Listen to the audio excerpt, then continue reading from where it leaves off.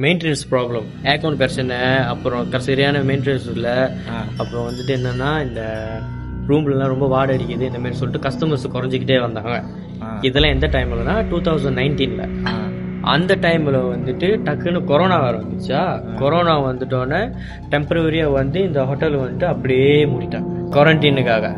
அதுக்கப்புறம் வந்துட்டு மக்களாக வந்து நினச்சிக்கிட்டாங்க இந்த இடத்துல வந்து கொரோனா பேஷண்ட்ஸை வச்சு குவாரண்டைன் பண்ணாங்க அப்படின்னு. ஆனால் கவர்மெண்ட் வந்துட்டு இந்த இடத்த சூஸ் பண்ணலை, வேறு ஒரு ஹாஸ்பிட்டல் தான் சூஸ் பண்ணியிருக்காங்க. ஸோ அதுக்கப்புறம் ஃபுல்லாகவே பிஸ்னஸ் டவுன் ஆச்சு. இவங்களால கம்பேக் கொடுக்க முடியலன்ட்டு ஸோ டோட்டலாக பெர்மனண்ட்டாக அப்படியே க்ளோஸ் பண்ணிட்டாங்க.